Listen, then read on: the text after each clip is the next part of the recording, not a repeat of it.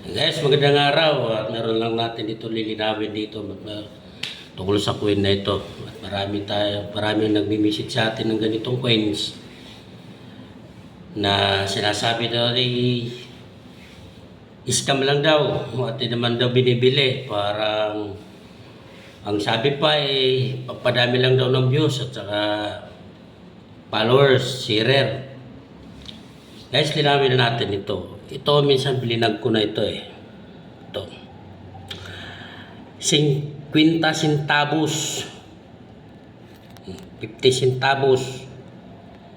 Kikita nyo. May ibon sa likod.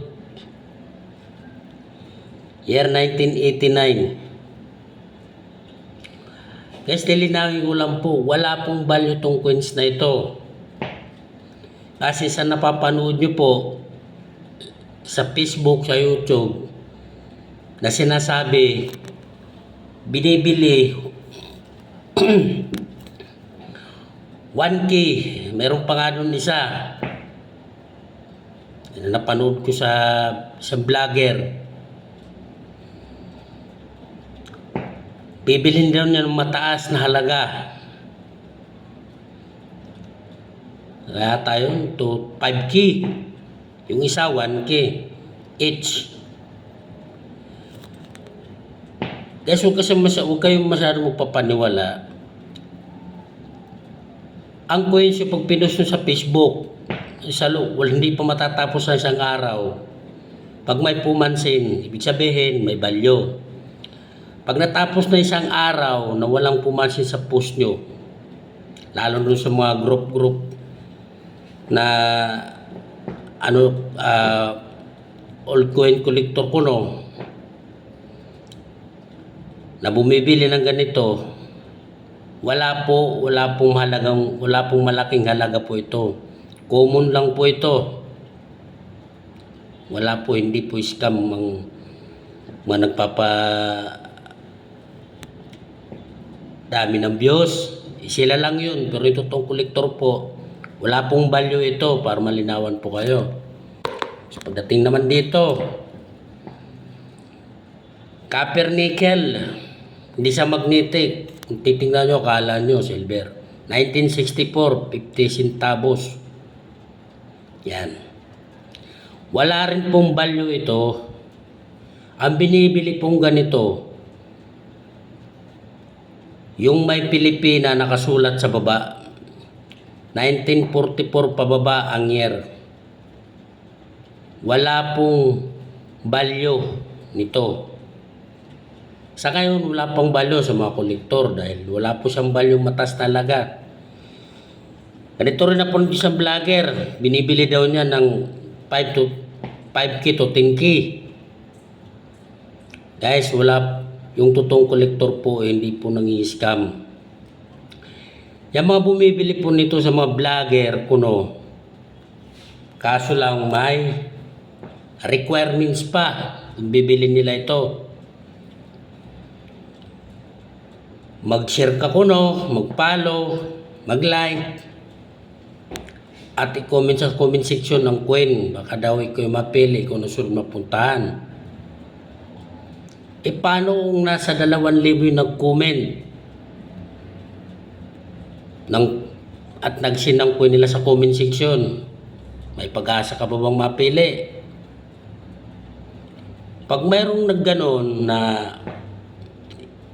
sa Facebook na vlogger na sabi mag-follow, mag-share, mag-subscribe, mag-like, at ilapag sa comment section yung barya, magtaka na kayo.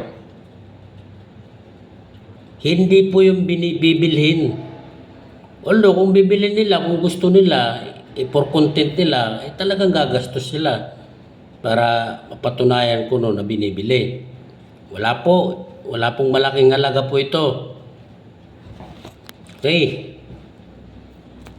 Pangatlo, ito.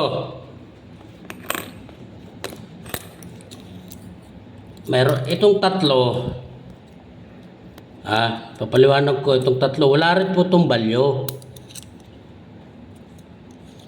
Itong tatlo, magnetic. Ito po, hindi po siya magnetic.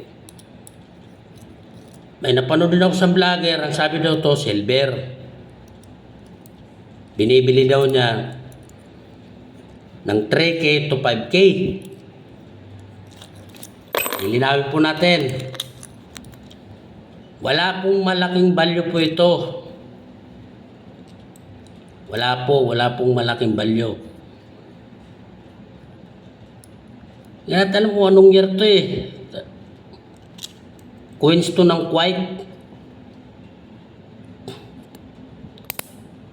Kahit sa totoong kolektor, hindi po to binibili.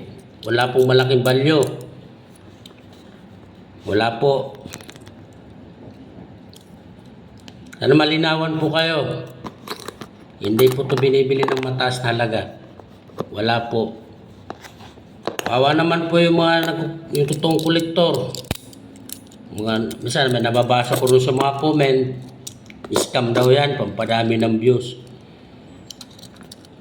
Yung may isang vlogger na magsabing i-follow, i-share, mag-like, ilagay sa comment section ang barya niyo, baka kayo na mapili at kayo na mapuntahan. Masurti kayo kung bibilhin, pero sa totoong kolektor hindi po nila ito binibili dahil wala pong value. Alam po, malinaw na po lahat. At saka yung mga nagkukumin sa akin tungkol sa mga barya, wala pong mga value yan. Pag hindi po ako nag-reply, wala pong value. Hindi man ako expert, pero kahit paano alam ko naman yung coin na may value. Okay. Eh kung mayroon po kayong ganito na error coins, error siya. Kung halimbawa itong year, yan. Papapansin nyo. Kung halimbawa, katulad nito, meron pa tayong ano dito?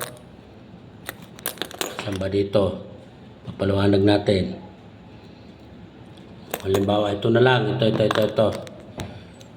Kung halimbawa ang year niya dito, 1964. Tapos dito sa kabila, pag nakaganyan, kung dito siya, 1993. Kung halimbawa andyan yung year niya, tapos andito yung 1993. Yun, mabibili pa ng mataas talaga yun. Error po yun. Pwede po. Sana malinawan po lahat. Maging mapagmadyag po at para di tayo naluloko. Okay po, malinaw na po. Okay.